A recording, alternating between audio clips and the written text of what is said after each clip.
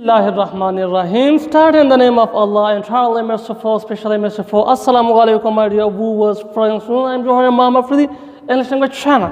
My dear viewers, in today's video, I'm gonna teach you the case of noun. So without wasting our time, let's start.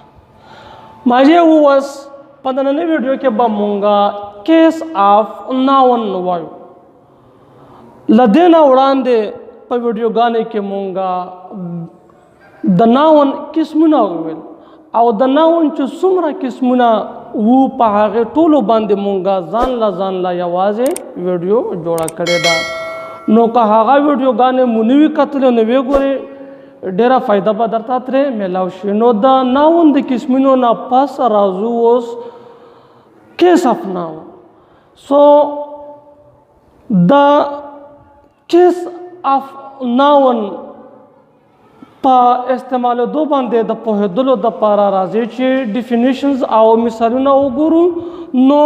کیس اف ناون نو د ټولو ناونه بیا موږ لا په کیس باندې پېژندل ځان پوهېول پکار دی چې کیس اف ناون دا وي څه شی نو مای ډیر ویورز هر یو ناون په جمله کې د نورو لفظونو سره یو تعلق لري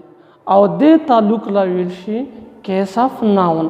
دا تعلق چې کوم دی د سبجیکټ په شکل کې هم کیدی شي د اوبجیکټ په شکل کې هم کیدی شي د پوزیسیو په شکل کې هم کیدی شي وغیره وغیره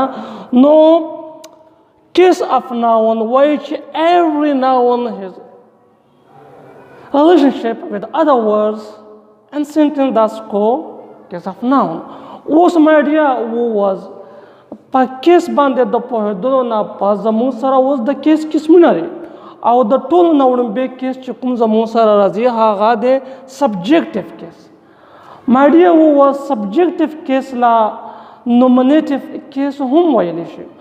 او کله چې ناون په جمله کې از ا سبجیکټ راشي نو بیا د ناون دی شکل دې صورت لا بیا موږ سبجیکټیو کیس وایو لکه په دې مثال کې علي پلیز کرکټ اوس مای ډیر اوس په دې اگزامپل کې علي زموږ سره ناون دی او دا دلته راغلی دی از ا سبجیکټ اف ورب دا دلته اوس سبجیکټ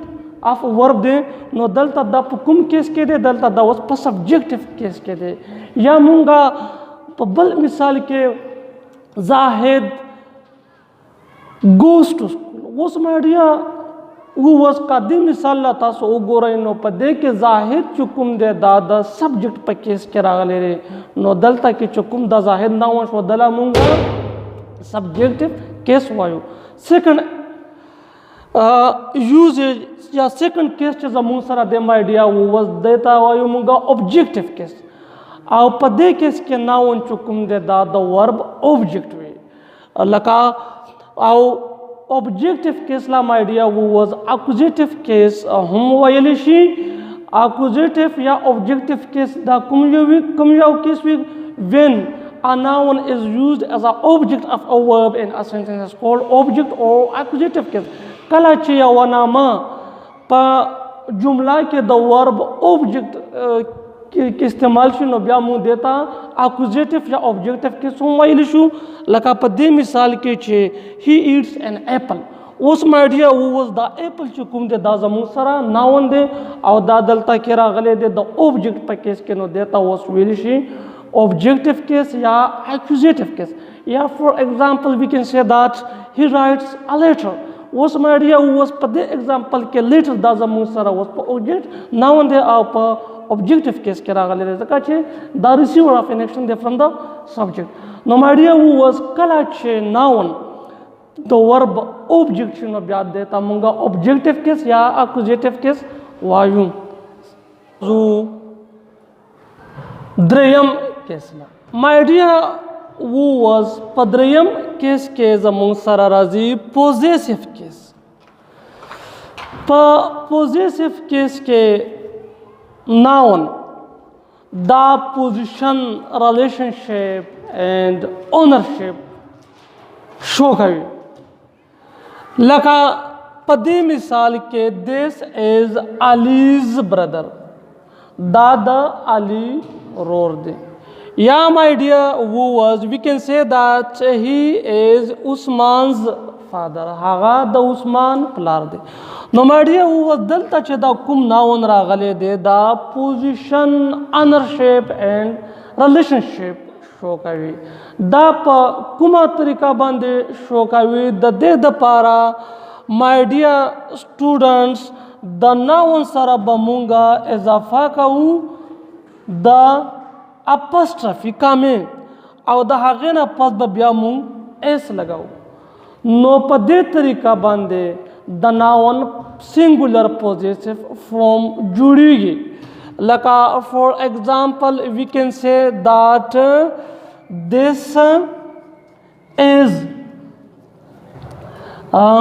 Ali's brother. اوس my dear اوس د علي سره به مونږه کما ولګو او بیا به ایس ولګو. دې کامله وایي اپوسټرافي او بیا پسې ایس. نو my dear اوس دا اوس ناون دی او د ناون دا پوزیسیو کیس دی. پوزیسیو ولې ورته ویل چې ځکه چې دا اوس تعلق شو کوي ملکیت شو کوي. اوس فار ایگزامپل کا مونږ دلته ولیکلو this is Ali's car. نو د دې دا مطلب شولو چې د دې ګاډي د دې کار مالک علي دی. this car belong to Ali. نو my dear students کله چې تاسو د ناون نه د ناون پوزیسیو فارم جوړوئ نو د سنګولر ناون نه پس به کمه ولګېږي او دې کمې ته بیا ویلی شي اپسټرافي او دې نه پس به ایس ولګېږي. لکه په دې مثالونو کې تاسو لا واضح شول. my dear who was